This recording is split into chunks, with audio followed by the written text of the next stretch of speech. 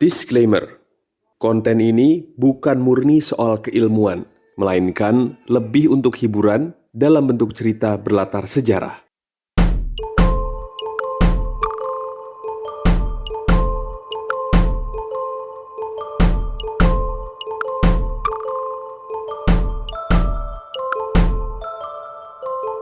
Benang merah.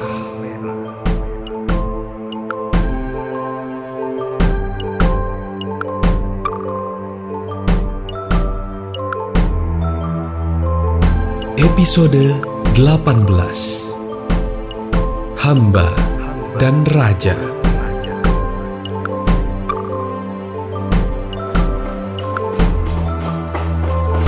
Siang itu, Serao masih mengawasi pembangunan benteng Toluku kala istrinya membawakan makanan.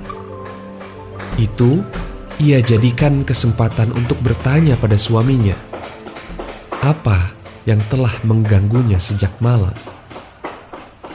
Pada istrinya, Serao mengungkapkan isi hati bahwa ia merasa kalau Sultan Bayan Sirullah terkesan mencurigai aksinya di Ambon. Tak tahu di mana salahnya.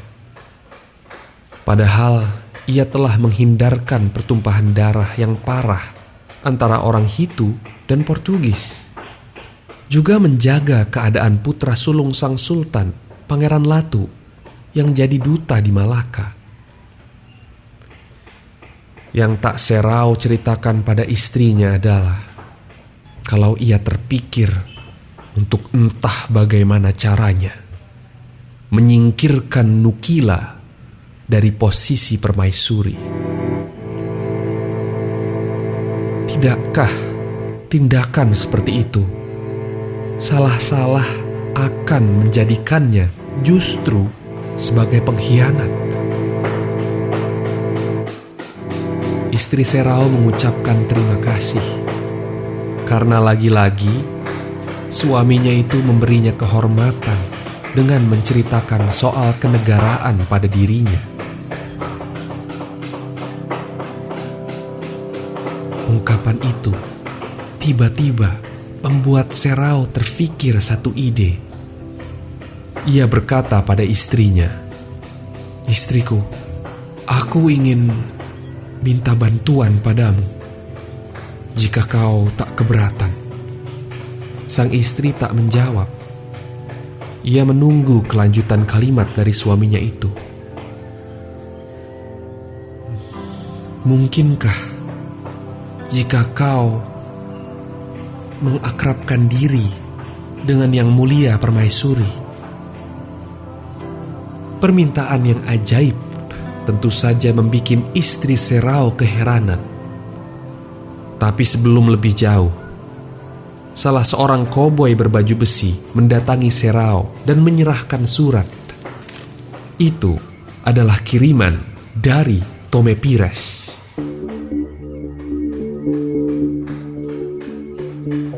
Surat itu bukanlah pesan resmi, hanya pesan dari seorang kawan lama.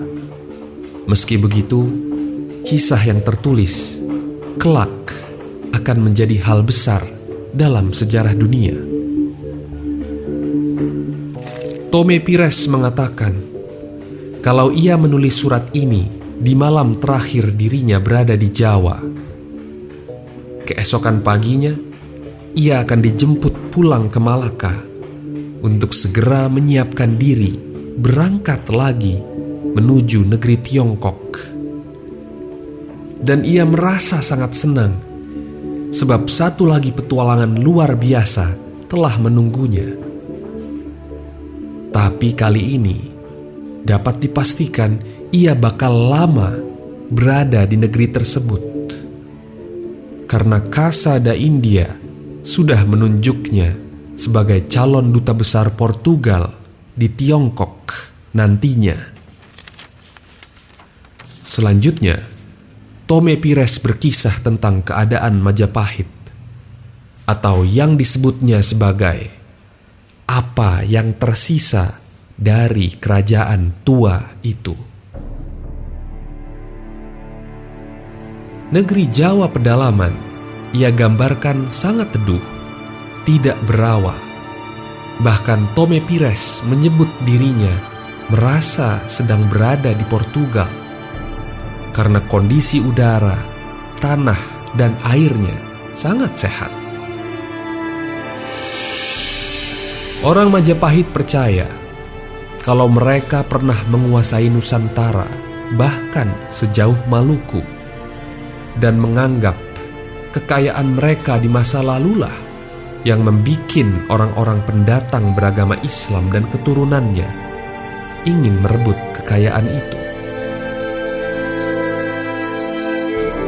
Tome Pires yang juga bertamu langsung ke Istana Daha menggambarkan bagaimana para bangsawan Jawa menghias diri bahkan kuda-kuda mereka dengan luar biasa. Sampai pijakan kakinya saja berlapis emas. Satu hal yang tak pernah Tome lihat di belahan dunia lain. Kalau sudah begitu, tentu saja keris, pedang, dan tombak mereka pun sudah pasti berlapis emas. Tampilan yang super mewah itu seolah menggambarkan jiwa di dalamnya. Sebab mereka pun menganggap di dalam darah para ningrat terdapat kesucian yang menitis dari dewata sendiri. Dan begitulah cara para jelata memperlakukan mereka, dengan kepatuhan dan hormat bagaikan makhluk dari langit. Rakyat biasa tidak diperkenankan untuk memandang raja dari pusar ke atas. Mereka diharuskan menundukkan kepala, dan siapapun yang melanggar bisa dijatuhi hukuman mati. Di dalam istana terdapat bagian tempat para wanita milik raja tinggal.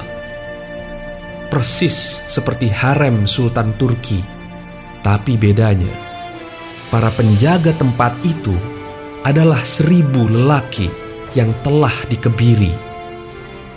Mereka bahkan diberi pakaian wanita. Para kasim itu jugalah yang akan mengawal para wanita ningrat kemanapun mereka pergi. Lelaki Majapahit adalah orang-orang yang sangat posesif terhadap wanita mereka. Kapanpun mereka siap beradu nyawa kalau perihal perempuan. Salah pandang mata pun bisa berakhir jadi bencana. Saat raja pergi berburu, pengumuman akan disebar ke seluruh kota dan tidak ada seorang pun yang diizinkan untuk keluar rumah. Jika melanggar, siapapun akan dibunuh di jalan, kecuali wanita dan anak di bawah 10 tahun. Sang raja meninggalkan istana ditemani 2.000 sampai 3.000 prajurit dengan tombak yang disimpan dalam kantong berlapis emas dan perak. Suasana berburu sudah layaknya festival akbar negara. Para prajurit ini berbaris di depan. Para selir yang ikut ditampilkan dengan gaya yang sangat cantik, tapi tentu saja tak boleh dipandang. Kalau selir saja tampil begitu hebat, bagaimana dengan permaisuri? Kendaraan permaisuri adalah gajah yang dihias dengan indah, dan tiap-tiap perempuan ningrat yang ikut dalam acara berburu, di belakangnya harus diiringi masing-masing 30 wanita yang berjalan kaki, berbaris sesuai derajat yang dimilikinya. Anehnya, sang raja justru berada di urutan ketiga rombongan setelah prajurit dan para wanita. Ia didampingi panglima dan anjing-anjing pemburu, juga pengawal pribadi yang membawa trisula dengan bentuk yang bagus sekali.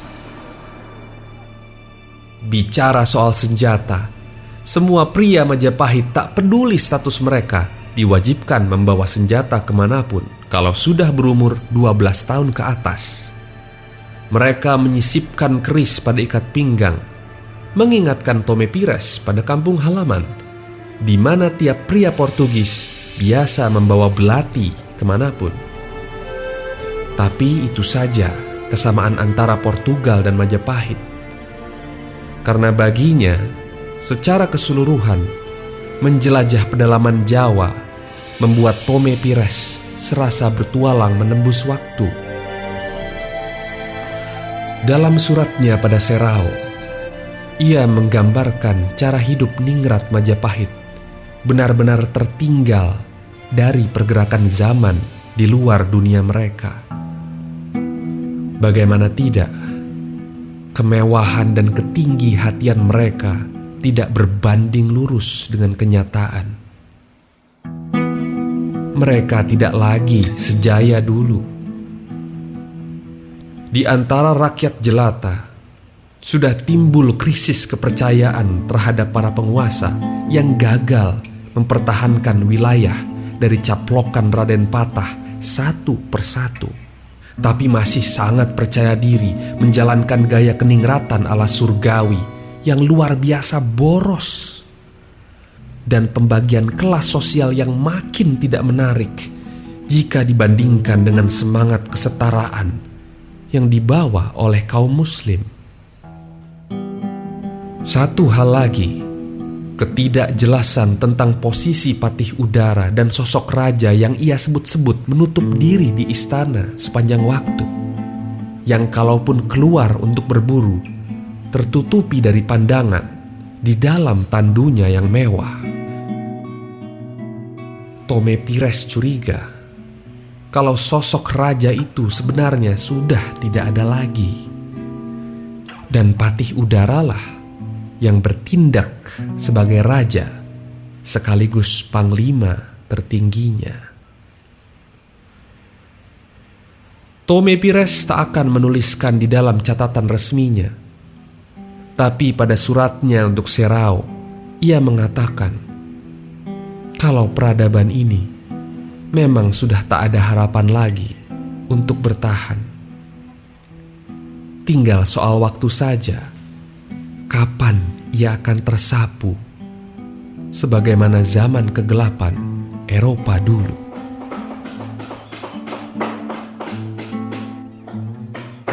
Beserta surat yang diterima Serau, hadir pula sebuah peti kayu titipan dari Tome Pires yang ia singgung lewat tulisan.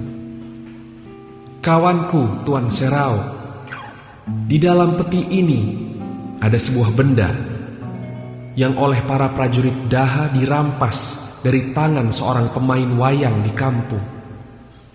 Mereka yakin kalau lewat pertunjukan itu, sang dalang sedang menyebarkan ajaran Islam. Dan setelah berhasil digerebek, prajurit Daha merampas wayang-wayang tersebut. Aku diperlihatkan benda-benda ini di istana sebagai bukti keseriusan Daha memberangus apapun yang berbau Demak dari wilayah Majapahit. Tapi dari semua wayang, hanya yang ada di dalam peti itulah yang menarik perhatianku.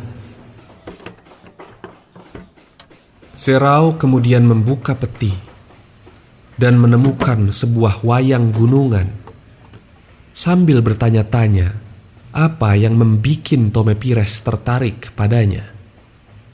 Maka ia lanjut membaca surat itu. Tuan Serau, kau tak akan menemukan apapun di bagian depan wayang. Silakan balik gunungan itu. Katakan Tuan, apa itu mengingatkanmu pada sesuatu? Serau membalik wayang dan menemukan angka 3441.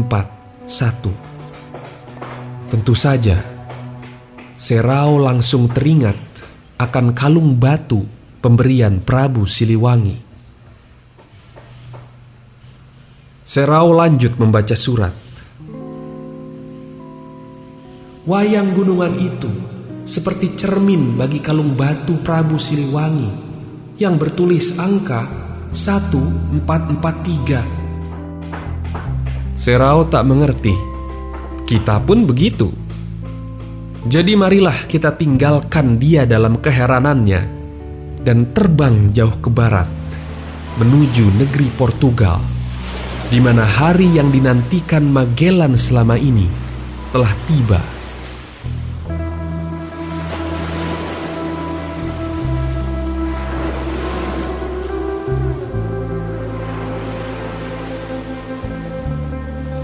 Jawaban atas surat-suratnya terhadap Raja Manuel telah terbalas. Ia mendapat panggilan resmi untuk menghadap di istana.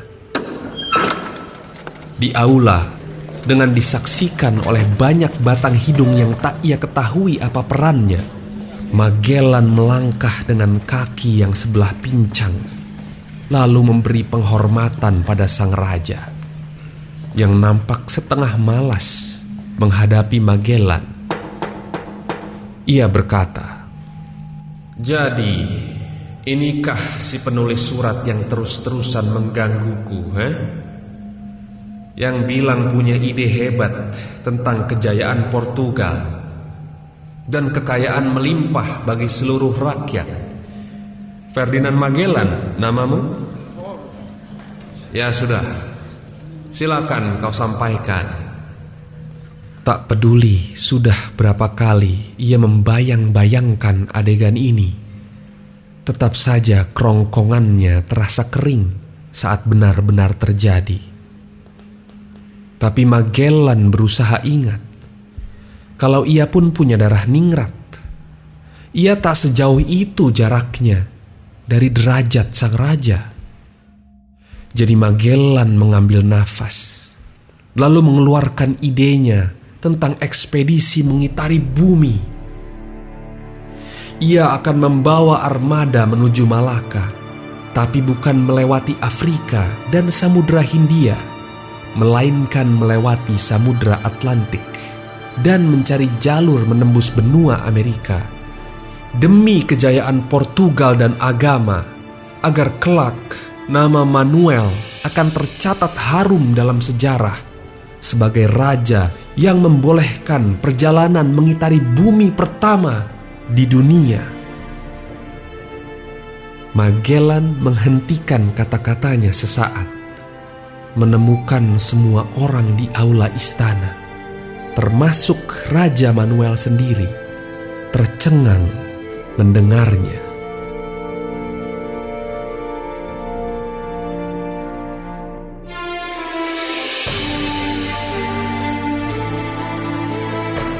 Jika Magellan tengah menghadap Raja Portugal, nun jauh di Ternate, Serrao tengah menghadap Bayan Sirullah. Ia menghadirkan wayang gunungan yang dikirim oleh Tome Pires, berharap sang sultan bisa mendapat ilham tentang angka 3441. Sebab seperti yang kita ketahui, Bayan Sirullah memang punya kemampuan cenayang.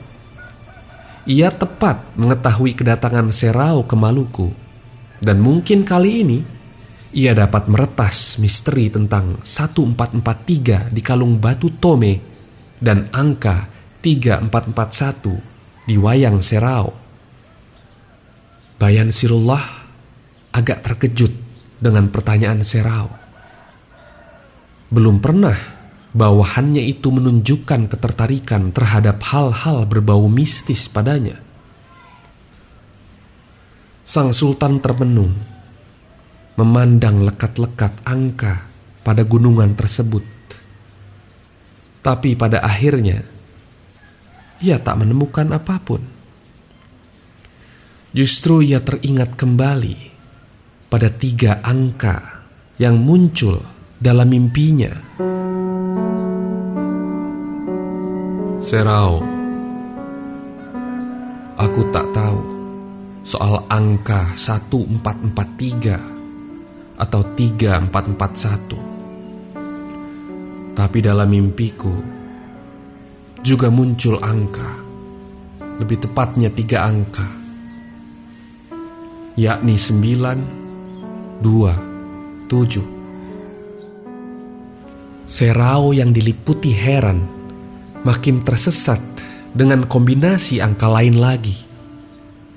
Tapi ia jadi tahu kalau sultannya itu telah mendapatkan wangsit baru. Jadi, Baginda Sultan telah menerima ilham lagi lewat mimpi. Bagaimana angka itu bisa muncul, Yang Mulia? Ya, meski hamba bukanlah ahli tafsir mimpi, tapi jika Baginda berkenan bercerita. Entah bagaimana, setelah Serau melempar tanya, air muka Bayan Sirullah berubah. Pandangan matanya tajam menuding-nuding.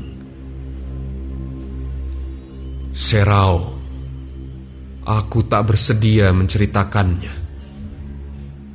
Tapi entah bagaimana, justru kaulah yang harusnya tahu angka itu. Dan dengan itu, Bayan Sirullah menyudahi pertemuan mereka.